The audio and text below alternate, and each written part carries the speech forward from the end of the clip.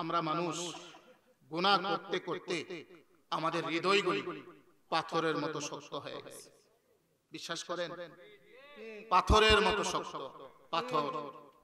পাথর যেমন শক্ত, আমাদের হৃদয়গুলি এমন শক্ত। আল্লাহ রাসূল বলেন, মা মিন আবদিন মুমিনিন ইয়াখরুজু মিন আইনাইহি দামুউন ওয়া ইন কানা মিসলা রাসি যুবাবি মিন খাশিয়াতিল্লাহ সুম্মা ইউসিবু শাইআন মিন হুররি ওয়াজহিহি ইল্লা হারামাহু আল্লাহু আলান নার। রাসূল বলেন যে কোন ব্যক্তি যদি আল্লাহর ভয়ে, কেবল কার ভয়ে? সবাই একসাথে বলেন, কার ভয়ে? সবাই আবার বলেন, কার ভয়ে?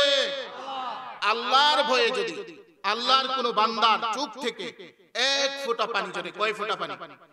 এক ফোঁটা পানি, এবং এই পানিটা চোখ থেকে গড়ায়া গড়ায়া তার দাড়ির নিচ পর্যন্ত গড়িয়ে যায়, আল্লাহ রাসূল বলেন ওই যে ব্যক্তি আল্লাহর ভয়ে এক ফোঁটা পানি, চোখের পানি ছেড়ে দিবে, আল্লাহ তার জন্য জাহান্নামের আগুনকে হারাম করে দিবেন।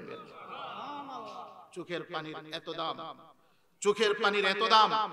চোখের পানির পাওয়ার কত? চোখের পানির পাওয়ার কত?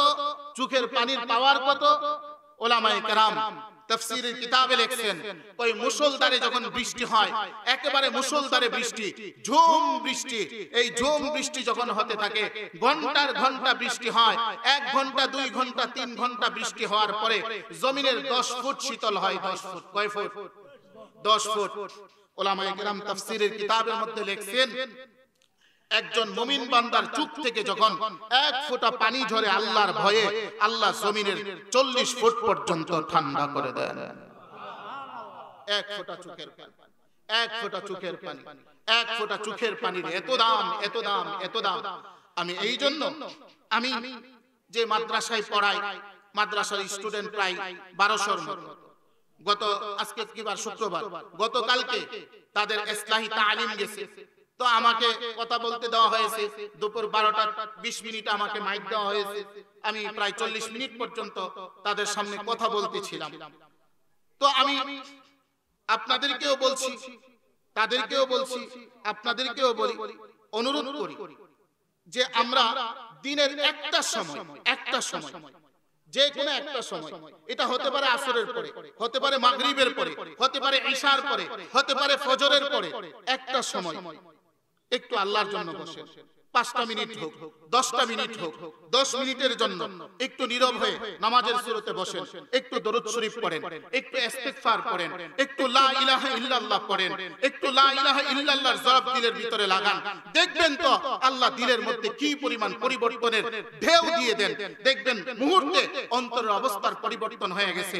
এবার একটু আল্লাহকে ডাকেন, একটু চোখের পানি ছাড়েন, ইনশাআল্লাহ আল্লাহ জীবন বদলায় দিবেন। পারবেন ইনশাআল্লাহ? সবাই নিয়ত করি না ইনশাআল্লাহ? আল্লাহ তৌফিক দান করুন।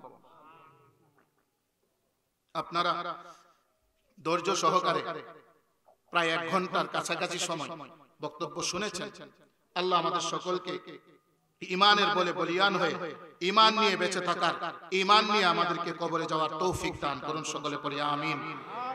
আসলে আমি গত 2 ঘন্টা আগে হঠাৎ করে শরীরে একটা বিরাট বড় পরিবর্তন দেখলাম। হঠাৎ করে আমার সারা শরীর গায়মা, একবারে গেঞ্জি পিজ্জা একবারে হয়ে গেছে। হঠাৎ করে কেমন জানি অস্থির একটা ভাব লাগতেছে, এবং আমি মনে করেছিলাম যে আমি বোধহয় বয়ানই করতে পারবো না। আলহামদুলিল্লাহ আপনারা বসছেন, শুনছেন, কথাও খুব মনোযোগ দিয়ে শুনছেন, আমার বলতেও ভালো লাগছে। 1 ঘন্টা চলে গেছে আলহামদুলিল্লাহ প্রায়। আমি শেষ হাদিসটা বলি, আমি আমার কথা শেষ করব।